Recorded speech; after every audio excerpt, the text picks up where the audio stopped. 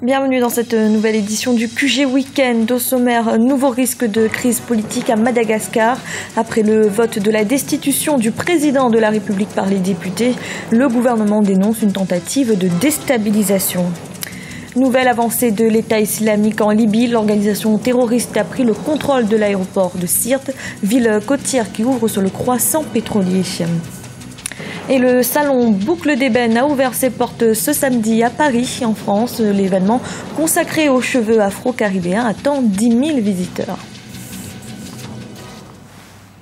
Mais tout d'abord, le président du Zimbabwe, président en exercice de l'Union africaine, Robert Mugabe, est arrivé ce samedi à Malabo, en Guinée équatoriale. Il doit y effectuer une visite officielle de 48 heures. Au programme, un entretien avec le président équato-guinéen Teodoro Obiang-Nguema Basogo, mais également la signature de nouveaux accords de coopération. À Madagascar, le gouvernement réplique. Il dénonce le vote par les députés de la destitution du président de la République. Et alors que la décision revient désormais à la Cour constitutionnelle, le pouvoir estime qu'il s'agit d'une tentative de déstabilisation. Aminata Diak. À Madagascar, c'est une nouvelle crise politique qui se profile. En cause le vote des députés de l'Assemblée nationale le 26 mai 2015 visant à destituer le président élu démocratiquement en janvier 2014, Radzona Mampiane. Les parlementaires l'accusent de violations graves et répétées de la Constitution et de haute trahison, des accusations que réfute le gouvernement qui pense que le vrai problème est ailleurs. En réalité, ce qui semble attirer l'ire de certains députés, c'est de s'entendre dire que le président allait dissoudre l'Assemblée nationale, ce que le président n'a nullement envisagé. Alors, certains politiciens, effectivement, ont intérêt à ce qu'il y ait une déstabilisation au niveau du pays et ont convaincu certains députés, par des moyens souvent pas très catholiques, de dire le président va dissoudre parce que ces assises ont pris des résolutions de dissolution. Les autorités dénoncent également une tentative de manipulation de la population et de déstabilisation du pouvoir en place venant de personnes mal intentionnées. On pense à beaucoup de monde aujourd'hui qui n'ont pas intérêt à ce que les choses avancent à Madagascar et qui veulent déstabiliser le pays. Les députés qui sont comme le président l'avait d'ailleurs condamné parce qu'ils sont sortis du cadre légal et on est dans un pays où on recherche depuis l'arrivée du président de la République à la magistrature suprême. Le leitmotiv, c'est état de droit. Lorsque tout ce processus qui veut aboutir à une destitution du président de la République a été mis en marche, c'est en dehors de tout texte. Or, on saisit aujourd'hui, on fait une procédure qui est entachée de vice de procédure. Le résultat du vote des députés devrait être validé par la Haute Cour constitutionnelle dans les prochains jours. Une décision très attendue par le gouvernement qui estime n'avoir pas failli à son devoir malgré quelques retards dans l'exécution de plusieurs projets. Dans l'actualité également, un sommet régional consacré à la situation au Burundi est prévu ce dimanche. Les chefs d'État de la communauté d'Afrique de l'Est se réunissent à Dar es Salaam en Tanzanie. Cette concertation doit permettre de trouver des solutions à la crise burundaise alors que le dialogue entre pouvoir et opposition continue de buter sur la question de la candidature du président Pierre Nkurunziza à un troisième mandat. En Libye, l'État islamique continue sa percée. L'organisation terroriste a pris jeudi le contrôle de l'aéroport de Sirte, ville côtière qui ouvre sur le croissant pétrolier. Avec cette nouvelle conquête, l'État islamique consolide sa présence dans un pays plongé en plein chaos. Aminata Diak. En Libye, le groupe terroriste État islamique a pris le contrôle de l'aéroport de la ville de Sirte. Les djihadistes ont profité du retrait des combattants de la coalition des milices de Fajr Libya de la base aérienne ce jeudi 28 mai pour s'emparer des lieux. Cette opération est intervenue quelques heures après la fin d'une rencontre réunissant dans la capitale égyptienne Le Caire près de 200 représentants des tribus libyennes pour trouver une solution à la crise dans leur pays. Et la question des tribus, la question de l'association de la société civile, etc., c'est marginal par rapport à la réalité sur le terrain. La réalité sur le terrain, c'est les milices armées qui contrôlent tout. Donc tout ça, oui, peut-être va aider à trouver une solution pacifique en Libye, mais en réalité, tous les pouvoirs sur le terrain, c'est aux mains des milices. Pour le spécialiste, l'avancée de l'État islamique en Libye constitue une menace pour la sécurité nationale. Toute la ville de Sirte est aux mains de Daesh. Et en plus, ils ont contrôlé depuis hier la base militaire la plus importante dans le centre de la Libye, c'est-à-dire la base Al-Qurdabiya. Et il y a bien sûr un aéroport militaire très important qui peut servir Daesh.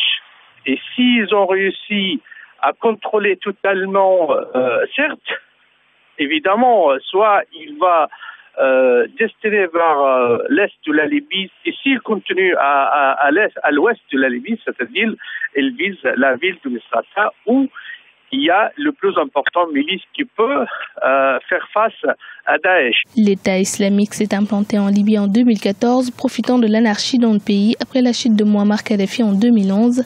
Depuis février 2015, les islamistes contrôlent plusieurs zones dans la région de Sirte, notamment la localité de Nouflié, devenue fief local de l'État islamique. En République démocratique du Congo, le président Joseph Kabila a lancé ce samedi les consultations pour préparer le dialogue politique. Des discussions acceptées par le principal parti de l'opposition, l'UDPS. Pourtant, certains partis continuent d'y voir un stratagème pour permettre au chef de l'État de rester au pouvoir. Aminata Diak. En République démocratique du Congo, les consultations en vue d'un dialogue politique initié par le président Joseph Kabila ont débuté ce samedi 30 mai. Un dialogue national accepté par l'Union pour la démocratie et le progrès social d'Étienne Tshisekedi, l'UDPS, principal parti de l'opposition qui avait jusque-là contesté toute légitimité au pouvoir du chef de l'État depuis son élection en 2011 entachée d'irrégularités. Depuis plus d'un an, le principal parti d'opposition a multiplié les prises de position, exigeant un dialogue. Le président a répondu à une initiative de l'UDPS. Il faut absolument être à l'écoute des points de vue de l'UDPS. Il faut parler, parce que le pays a besoin de cette façon de gérer les problèmes. Ce n'est pas en se taisant qu'on peut résoudre les problèmes. Pourtant, le dialogue politique est loin de faire l'unanimité au sein de la classe politique. Il est rejeté par une partie de l'opposition qui y voit une stratégie pour permettre au président de rester au pouvoir illégalement. M. Kabila et sa majorité sont en train d'orchestrer tout simplement une fuite en avant. Parce que chacun sait qu'aujourd'hui, l'enjeu, ce n'est plus se maintenir au pouvoir, mais c'est quitter le pouvoir. C'est cela que à la fois la communauté internationale et la communauté nationale congolaise a demandé à M. Joseph Kabila, c'est qu'il prenne acte que pour lui, nous sommes fin mandat. Alors, aujourd'hui, organiser un dialogue pour obtenir quoi, pour chercher quoi, si ce n'est encore tripatouiller la Constitution ou alors mettre encore en difficulté des opposants. Plusieurs points devraient être abordés durant ces entretiens, notamment le calendrier électoral global initié par la CENI qui suscite quelques réserves du côté de l'opposition. Pour le moment, la durée de ces consultations n'a pas été précisée. La 5e édition du salon Boucle d'Ébène a ouvert ses portes ce samedi à Paris, en France. L'événement doit durer 3 jours, mais bien plus qu'une manifestation esthétique, il s'agit également d'un espace de rencontre pour entrepreneurs. Jean-Célestin Dianguet, Ousseynou Gueye et Bertrand Dignat. Mode, couleurs, élégance et créativité. La 5e édition du salon Boucle d'Ébène s'est ouverte ce samedi 30 mai à Paris et se poursuivra jusqu'au 1er juin. L'événement témoigne de ce que la culture peut être un moteur du développement. Nous, on travaille avec des coopératives en Afrique, plus particulièrement au Sénégal.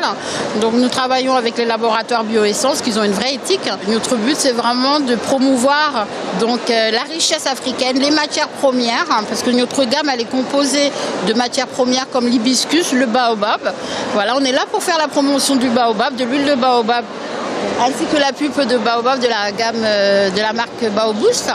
Donc on est là pour promouvoir toute cette richesse de l'Afrique. Le secteur de la culture apparaît aujourd'hui comme le lieu de nouveaux enjeux, tant esthétiques qu'économiques. En Afrique, les industries de la création représentaient 5,2% du produit intérieur brut et environ 5,3% du total des emplois en 2014. Au niveau économique, clairement, Un salon comme celui-ci non seulement valorise les entrepreneurs africains sur des thématiques de beauté, donc il y a de plus en plus d'entrepreneurs et d'entrepreneuses notamment qui se sont lancés sur le marché des produits naturels, donc des produits qu'on avait un petit peu oubliés et qui sont revalorisés et en fait dont les formules sont encore plus affinées. Et au niveau économique également, c'est d'inspirer d'autres jeunes entrepreneurs et des acteurs économiques pour développer encore plus ce marché qui a été pris d'assaut par d'autres communautés. Et enfin, la communauté afro-caribéenne a compris que c'était un créneau pour elle et qu'il y avait des choses à faire. Parce qu'il faut savoir que mondialement, c'est une économie qui pèse plusieurs milliards de dollars et qui ne revient pas dans la communauté, malheureusement. Preuve que depuis sa création, il y a une dizaine d'années, Boucle d'Ébène a cessé d'être une simple association. Le salon attend 10 000 visiteurs à Paris jusqu'au 1er juin. C'était le journal de la rédaction. Merci de l'avoir suivi. Retrouvez dans un instant une nouvelle édition de l'information.